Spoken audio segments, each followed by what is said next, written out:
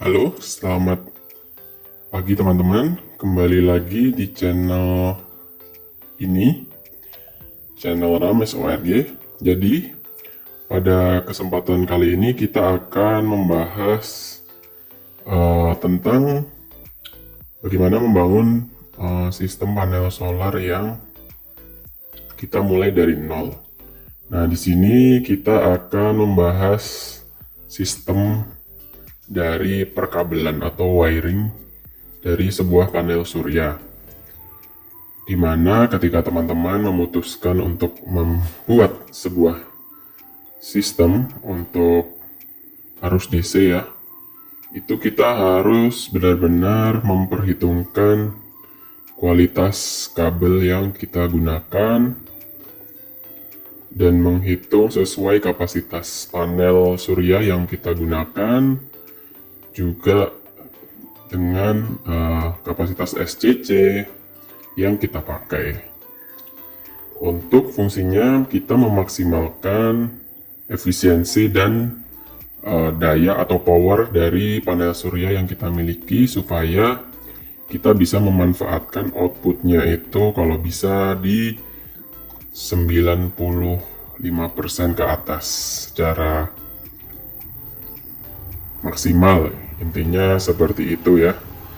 Nah, di sini saya akan memberikan sebuah tips dan juga ada sebuah pembelajaran dari sistem panel surya yang saya miliki saat ini.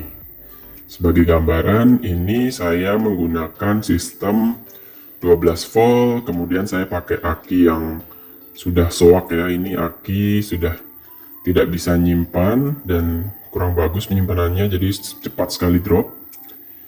Di sini saya membangun panel atau sistem solar saya ini hanya untuk digunakan siang hari. Jadi daya yang dihasilkan itu langsung digunakan pada saat itu juga. Jadi aki hanya sebagai penyeimbang saja ketika mendung, dia supaya bisa membackup selama beberapa menit atau detik dan menyeimbangkan ketika ada arus kejut.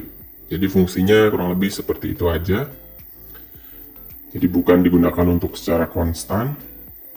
Kemudian di sini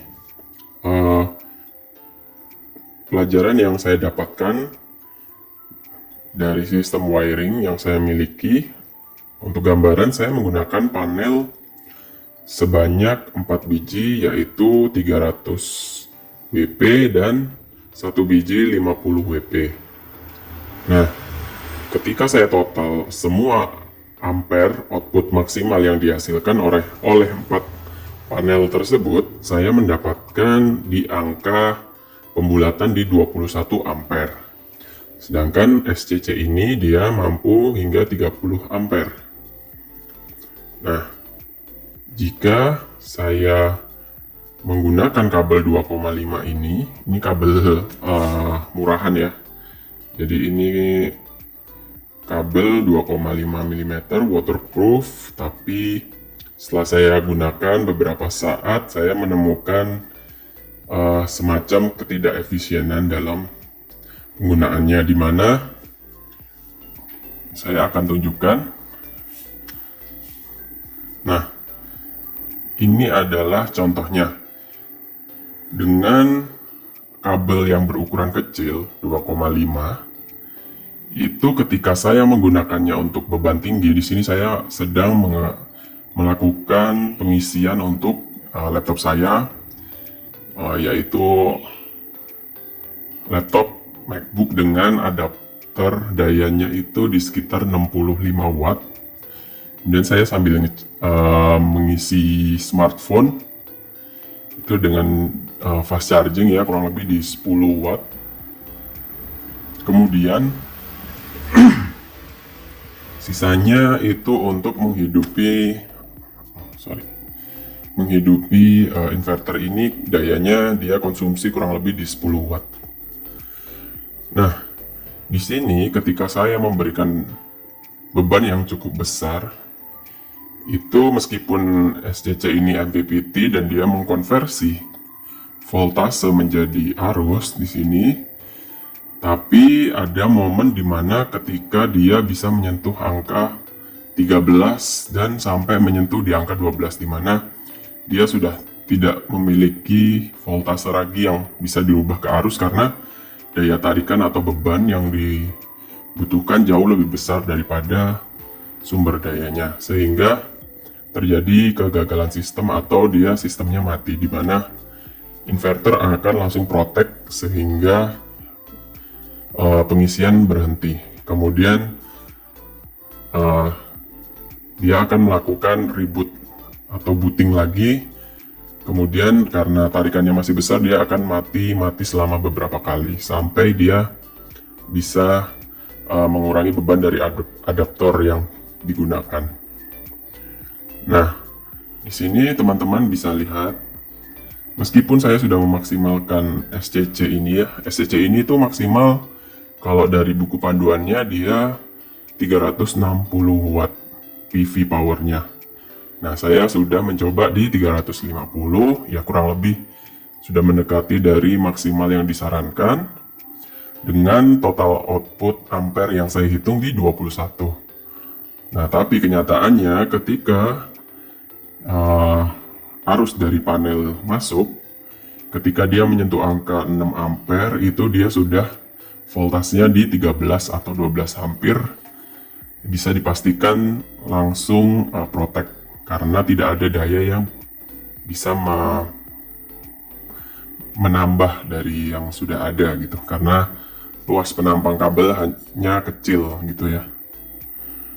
Nah, jadi kalau dengan kasus saya, misalnya saya menggunakan kabelnya ini, jaraknya terhadap panel itu panjang kabel 15 meter.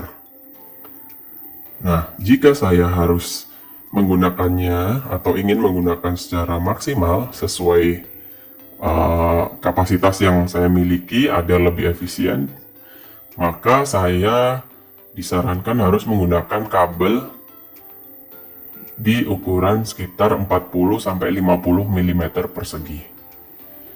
Jika panjangnya 15 meter, itu berdasarkan kalkulator kabel DC. Nanti saya akan tunjukkan alamat websitenya yang bisa teman-teman gunakan juga.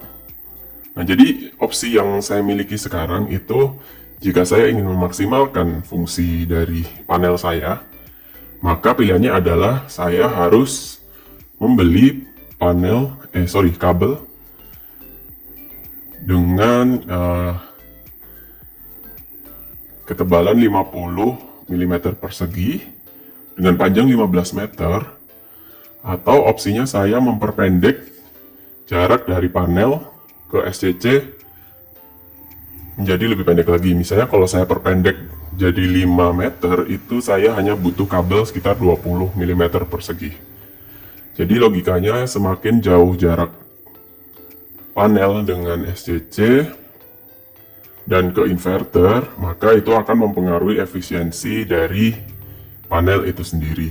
Jadi logikanya semakin dekat SCC dengan panel, maka kabel yang dibutuhkan akan jauh lebih kecil, sehingga pengantaran arusnya bisa lebih maksimal.